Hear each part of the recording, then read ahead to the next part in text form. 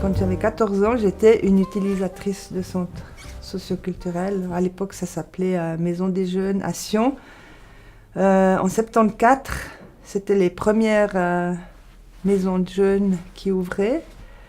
Il y en avait 2 à Sion et nous, en étant jeunes, on en a déjà bien profité. Des soirées dansantes, voilà, ça commençait comme ça. Pas tellement encore des sorties. Par la suite, donc, j'ai effectué un apprentissage de céramiste à Vevey et par la suite, je suis habitée à Genève et en 86, j'ai eu l'occasion de remplacer une amie au centre de loisirs de Grand Saconnet pour travailler les jeudis durant toute l'année. Comme les enfants avaient congé du matin au soir, voilà, on prenait en charge les enfants du matin au soir. Et là, vraiment, c'était une révélation déjà parce que j'adorais travailler avec des enfants et on fonctionnait avec des ateliers le matin et des sorties l'après-midi. Et à ce moment-là, je me suis déjà rendu compte à quel point les enfants des villes manquaient de nature. Par la suite, j'ai déménagé sur Lausanne et quand je me suis mise à chercher un emploi, j'étais persuadée que c'était dans cette voie-là que je voulais me diriger. Donc j'ai commencé à postuler dans tous les centres socioculturels. Et un jour, Pôle Sud, qui ne s'appelait pas encore Pôle Sud, qui était le centre de l'Union syndicale lausannoise, avait besoin d'une remplaçante provisoire à l'atelier Boguet pour une durée de 3 mois, parce qu'ils avaient engagé une animatrice, mais qui venait 3 mois plus tard. Donc j'ai commencé à travailler à l'atelier Boguet pour cette durée de 3 mois, ce qui m'a vraiment énormément plu, d'être au sein d'un atelier où les jeunes étaient vraiment occupés à bricoler, à souder. Alors, j'avais pas beaucoup de notions de mécanique, mais j'ai quand même commencé à apprendre les rudiments de réparation de vélomoteurs, changement de bougies, volant magnétique et autres. Et pour les choses un peu plus techniques,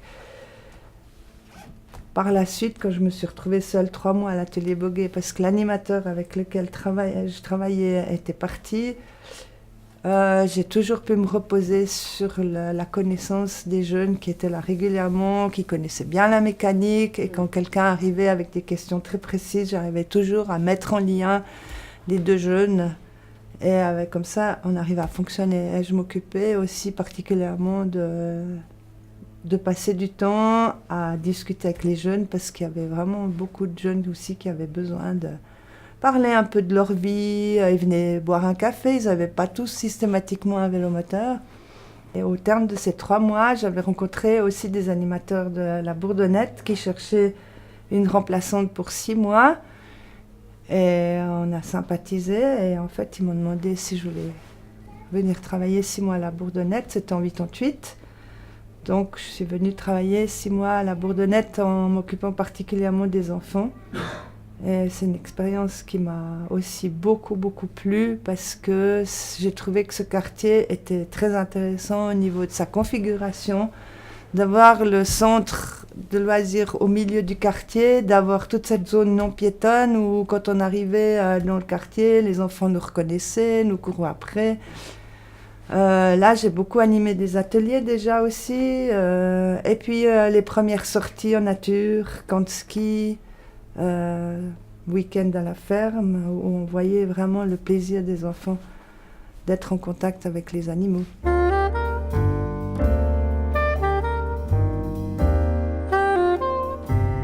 En fait, j'ai fait l'école des arts et métiers de Vevey. Une année préparatoire où on touchait à toutes sortes de techniques.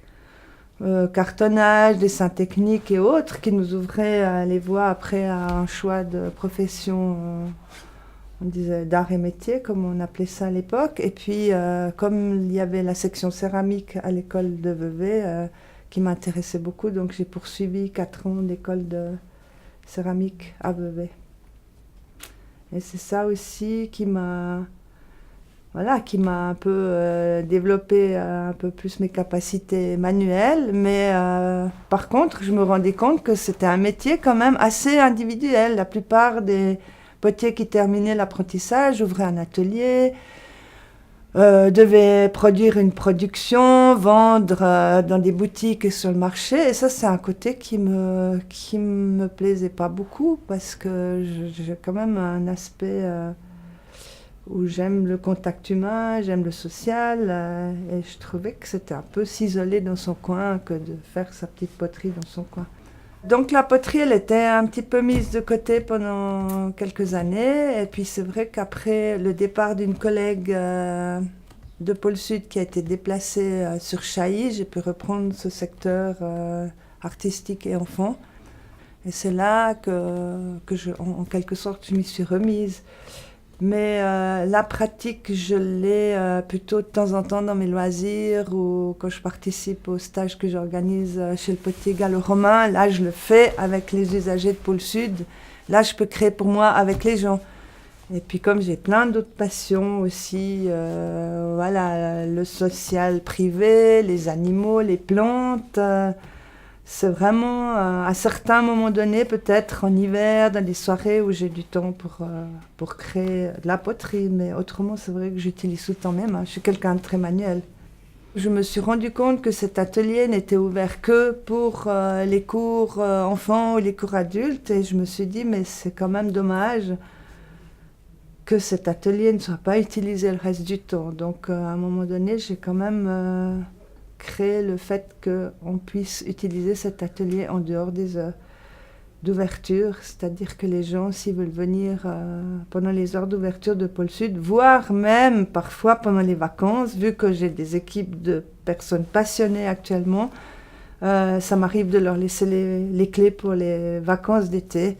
Ils s'organisent entre eux et puis ils continuent à y venir. Et c'est vraiment, j'ai l'impression que ce serait vraiment... dans le futur de l'animation et des centres socioculturels de quartier, ce serait quelque chose à imaginer, qu'il y ait un atelier équipé.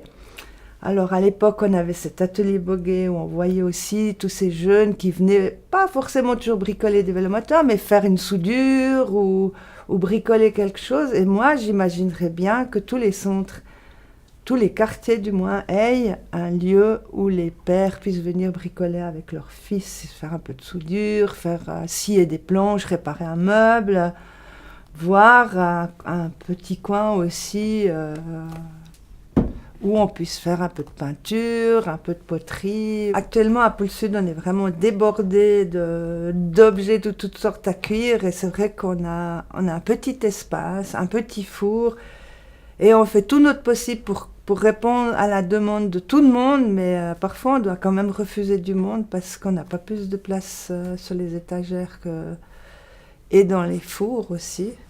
Et je me rends compte qu'il y a des lieux où il y a des fours qui ne sont pas utilisés. Les écoles possédaient des fours, il n'y a plus de poterie dans les écoles. Les centres avaient des fours, mais ils ne les utilisent pas, la plupart. Et voilà, je trouve que c'est dommage. Alors peut-être que c'est aussi le prix qui fait... Et réellement, je constate tout de même que parfois c'est le prix qui fait que les gens viennent à Pôle Sud, parce qu'il y a des gens qui faisaient par exemple des cours Migros ou des cours chez un potier qui leur revenaient beaucoup trop cher. Donc soit ils abandonnent, soit là ils sont tout heureux de trouver un lieu bon marché où ils peuvent faire de la poterie.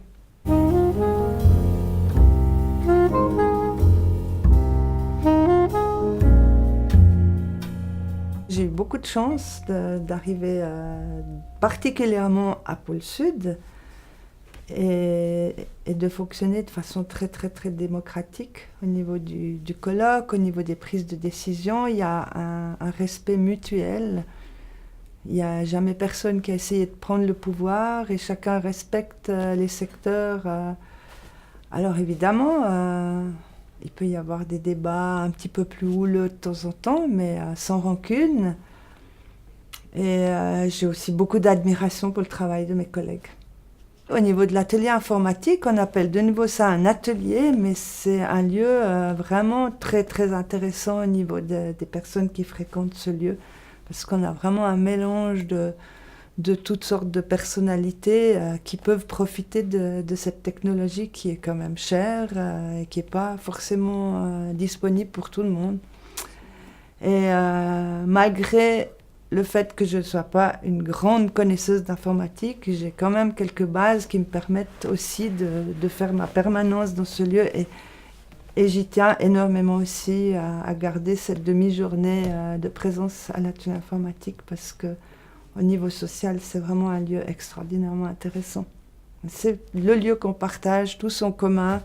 On y passe tous, donc on connaît, c'est le lieu où on connaît un peu tous les mêmes personnes.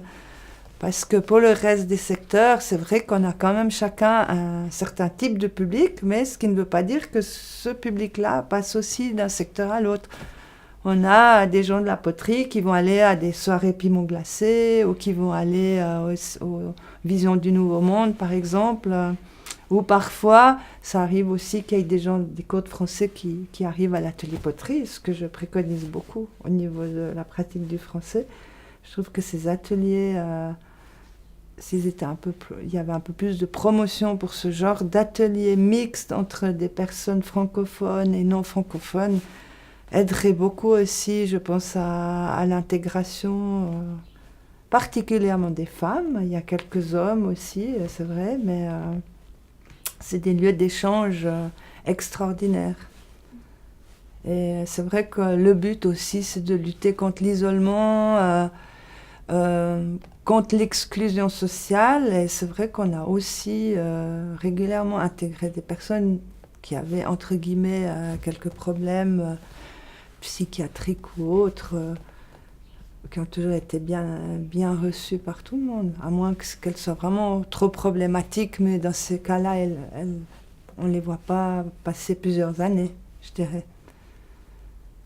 L'espace exposition de Pôle Sud, c'est un lieu aussi ouvert à toute personne désireuse de montrer son travail, que ce soit en photographie, en peinture.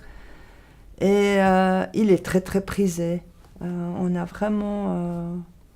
on est complet aussi sur toute l'année, bien à l'avance aussi, dans les années qui suivent. Parce qu'il y a pratiquement aucun endroit où les gens peuvent faire cette expérience de faire, par exemple, une première exposition parce qu'ils créent à la maison ou ils rentrent d'un voyage, ils ont fait des photos qu'ils ont envie d'exposer. C'est l'occasion pour eux de faire un premier pas parfois. D'autres ont déjà fait des expositions, mais le fait d'organiser, d'inviter ses amis, de montrer son travail, c'est apparemment un grand besoin aussi des personnes sur Lausanne. On est mandaté par la ville aussi pour répondre aux besoins des parents d'une garde d'enfants, entre guillemets, pendant les vacances, par exemple, et les mercredis après-midi. Donc, moi, j'ai testé quand même les sorties en ville, aller voir des musées, et là, je pense que c'est quand même quelque chose de très spécialisé. On peut pas, j'ai fait l'expérience qu'on ne peut pas aller s'embarquer dans un musée sans avoir, par exemple, une guide formée pour amener les enfants à comprendre les expositions. J'ai aussi constaté avec mon expérience que les enfants ont besoin vraiment de s'aérer la tête, de pouvoir bouger, de pouvoir crier, de pouvoir courir, parce que dans notre vie, dans nos villes, on est tout le temps en train de leur dire « il ne faut pas courir, il ne faut pas crier », alors qu'il y a du bruit partout, hein. Il y a des bruits de voitures, etc.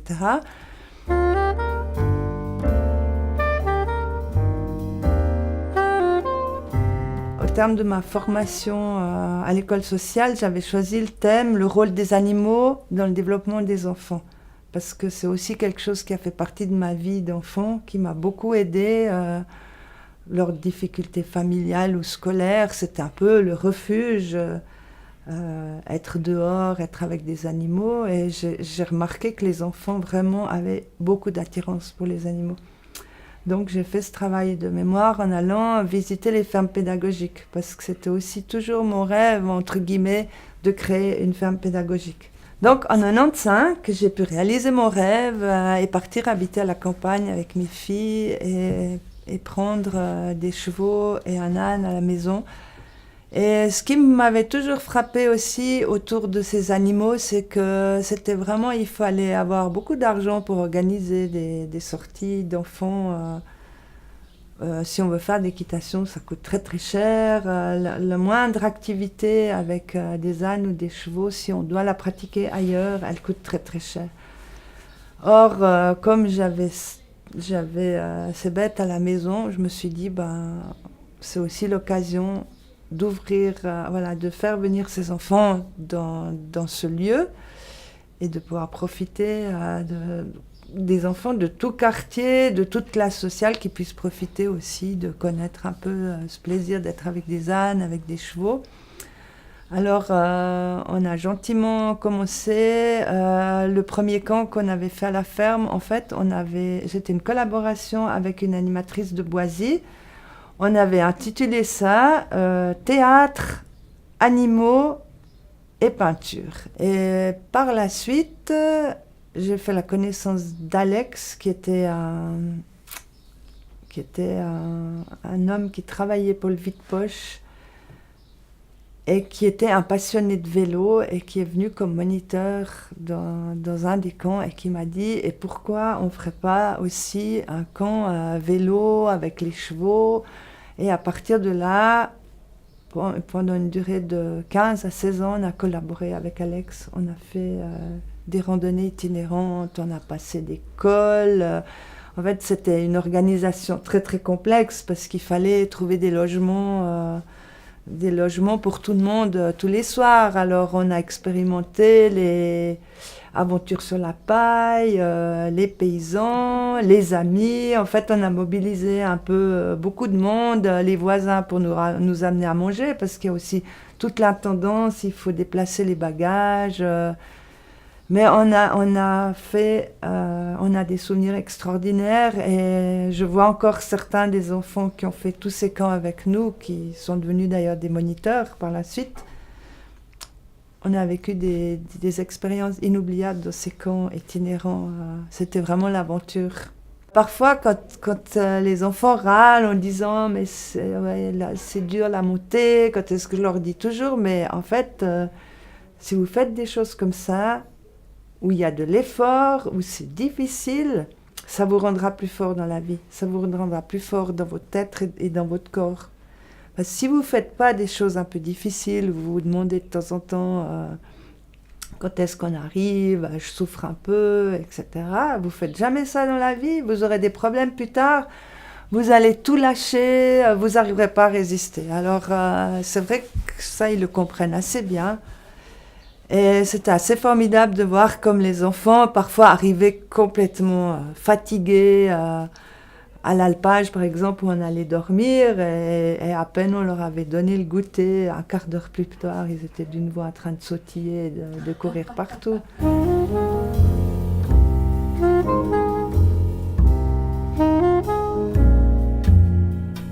Alors pour moi, la différence entre l'animateur et le moniteur, c'est déjà au niveau des responsabilités.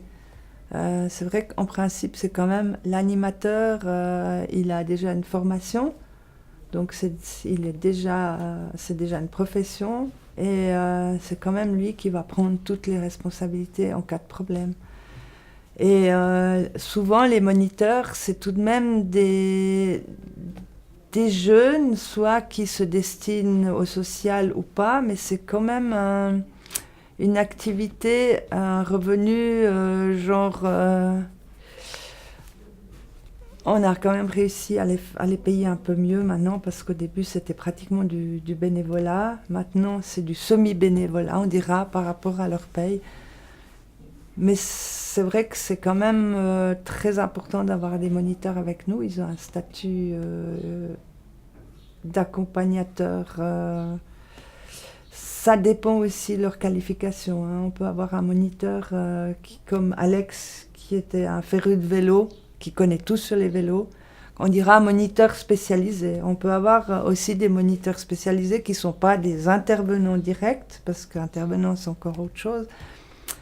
Moi, par rapport à l'accompagnement avec les chevaux, c'est vrai que j'ai toujours choisi des jeunes qui avaient l'expérience des chevaux. Alors, chaque moniteur va amener aussi sa personnalité, ses transmissions. Il y a certains moniteurs aimeront beaucoup le jeu, un certain type de jeu. Ils vont réussir à entraîner les enfants dans leur jeu plutôt sportif.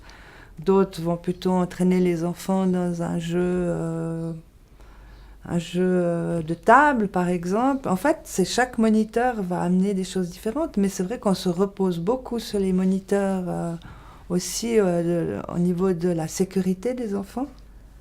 Il est quand même chargé aussi de veiller sur la sécurité physique et affective des enfants. Et on ne peut pas faire un profil type du moniteur parce que chacun va aussi, comme les animateurs, apporter un peu, même beaucoup de lui-même, de ses passions et de sa personnalité. Mais pour nous, c'est très très important d'être épaulé par des moniteurs.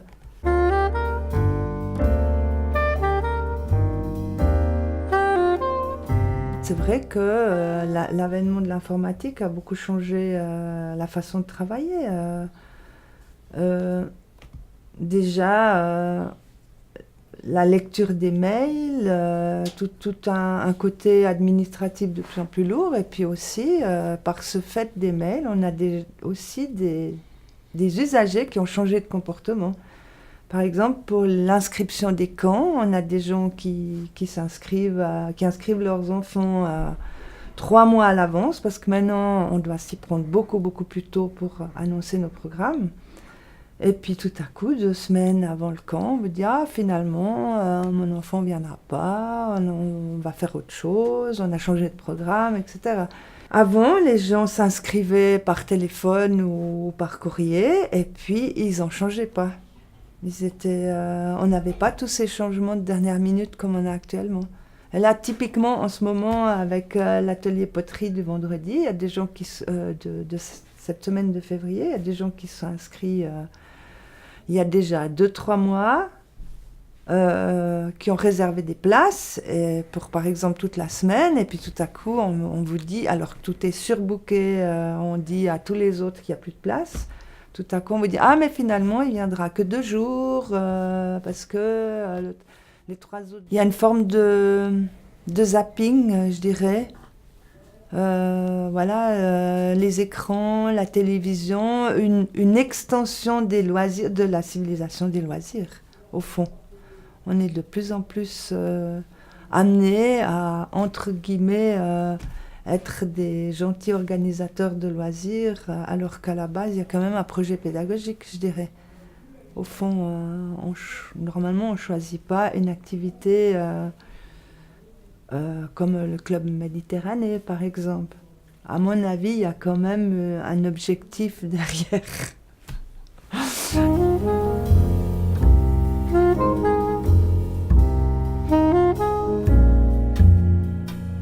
Je me dis que j'ai eu beaucoup de chance de pouvoir combiner mes passions avec l'animation et d'avoir eu cette forme de liberté, d'avoir eu aussi l'occasion de fonctionner vraiment de façon démocratique avec mes collègues. J'ai eu de la chance de travailler avec ces collègues-là, que je redis que j'admire beaucoup pour leur travail. Je vois aussi une belle jeunesse qui, j'espère, pourra aussi réaliser un peu de beaux projets par rapport à leurs intérêts d'un développement de société un peu meilleur. On a l'impression qu'on va un peu droit dans le mur, toute la société, avec cette suradministration. On s'éloigne des valeurs, mais il y a aussi toute une forme de relève des jeunes qui vont aller rechercher ces valeurs justement dans la nature. Par contre, effectivement, l'avènement de l'informatique commence à prendre un peu trop de place et ça fait un peu souci de voir tous les gens penchés sur leur iPhone, que ce soit dans le métro et partout dans les transports publics. On oublie un peu d'être plus dans l'instant présent, dans le regard, d'être avec les autres.